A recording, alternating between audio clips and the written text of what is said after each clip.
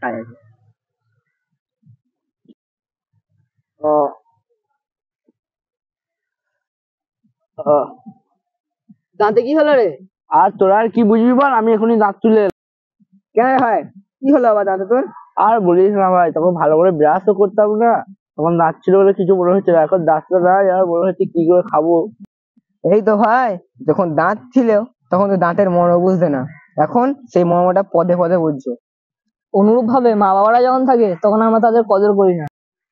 এই জন্য আমরা ধর্মে বলে মা বাবাকে খিদমত করতে হবে এবং মায়ের পায়ে তো বন্ধুরা, ভিডিওটি কেমন হয়েছে তা আপনারা অবশ্যই কমেন্ট করে জানান এবং এই ভিডিওটির কোন পার্টটি আপনাদের সবচেয়ে বেশি ভালো লেগেছে সেটা অবশ্য কমেন্ট করে জানান। আর পরবর্তী টাইমে আপনারা কেমন ভিডিও দেখতে চান আমাকে কমেন্ট করে জানান।